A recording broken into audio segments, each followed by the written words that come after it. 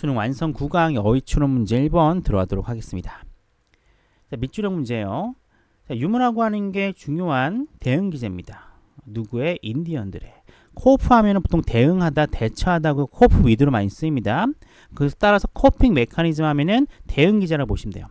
유머라고 하는 게 미국 인디언들의 아주 중요한 대응 기제 중에 하나이지만 그것, it should be used, 그게 뭐예요? 유머죠. 유머라고 하는 건 사용이 됩니다. 언제의 경우에만 the client invites it. 보통 invite 하면은 우리 초대하다로 알고 있습니다. 근데 여러분 첫 번째는 초대하다로 해석하는 게 맞아요. 근데 초대하다로 해석을 했는데 뭔가 내용이 안 맞아요. 그러면 두 번쯤인 요청하다로 많이 가셔야 됩니다. 자, 그건 역시 유머가 돼요. 고객들이 유머라고 하는 거를 요청하는 경우에만 유머를 사용해야 된대. 됐죠? 그러니까 유머라고 하는 건 이 인디언들한테 굉장히 중요한 거야. 중요한 건데 일단 유머를 사용하도록 요청을 하면은 그런 경우에만 유머라는 게 사용 가능하다라고 얘기를 하고 있습니다. 자, 그런데 이러한 걸 뭘 의미하느냐? 동시형을 나타내는 분사구문이죠. 이런 걸 의미해요. 고객은 상담가를 신뢰하고 있구나. 아, 이 정도 수준까지 연결할 만큼 충분히 상담가를 신뢰하고 있구나라는 걸 의미한대요. 즉 앞에 뭐로 나와요? 이 유머라고 하는 게 굉장히 중요한 대응 기제예요. 뒷부분이 나옵니다. 근데 이런 대응 기제라고 하는 게 가족과 친구들 사이에서 이루어지는 거예요. 이런 반면에 유머라고 하는 거는 고객들이 요청할 경우에만 사용이 돼야 돼.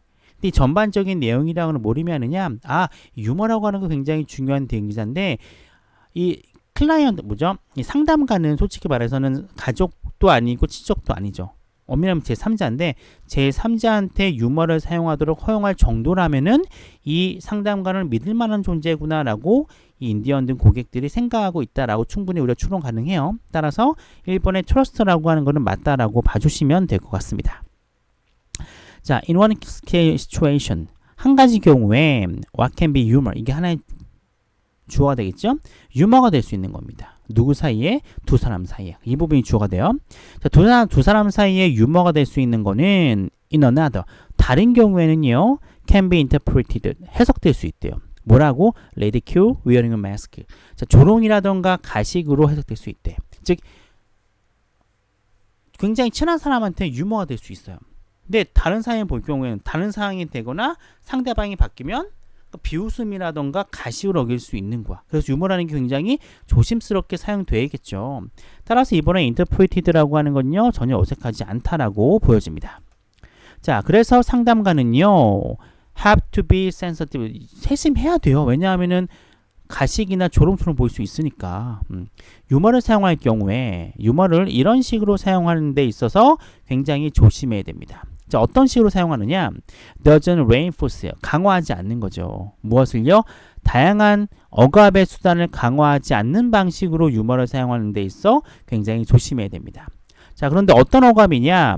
고객이 endure, 견디는 겁니다. 평생 동안 견뎌왔었던 다양한 억압의 수단을 강화하지 않는 방식으로 유머를 사용하도록 굉장히 세심해야 된대요. 왜냐하면 유머라고 하는 게 조롱이나 가식으로 느껴질 수 있으니까. 그리고 고객을 상담을 요청한 고객이 어떠한 굉장히 아픈 경험이 있을 수도 있잖아요. 따라서 굉장히 유머라고 하는 것은 조심히 사용해야 된다. 따라서 3번의 센서티브는 맞다라고 봐주시면 됩니다. 자, 그런데 이렇게 조심스럽게 사용해야 되는 유머긴 하지만 긍정적인 포인트가 있다는 거죠. 긍정적인 방향으로 봤을 때 유머라고 하는 것은 이런 기회를 제공해 준대요. 어떤 기회냐? 첫 번째, 고객들과의 연결성을 제공해 준다는 거죠. 어떤 정도로? 마음을 열고. 그죠? 그 사람의 마음에서 고객과의 연결할 수 있는 기회를 제공해 줍니다. 두 번째, share, 공유하는 거예요. 무엇을요? trust를 말이죠. 아주 강력한 신뢰라고 하는 걸요, 공유하는 기회입니다. 즉 두 가지요. 마음을 연결해 주는 거.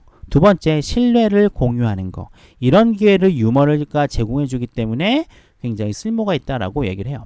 자, 따라서 요약하자면 상담가, 어떤 상담가? 미국의 인디언들과 일하는 거, 상담하는 거죠. 미국의 인디언들과 상담하는 상담가들은 exercise caution, 주의를 기울여야 됩니다.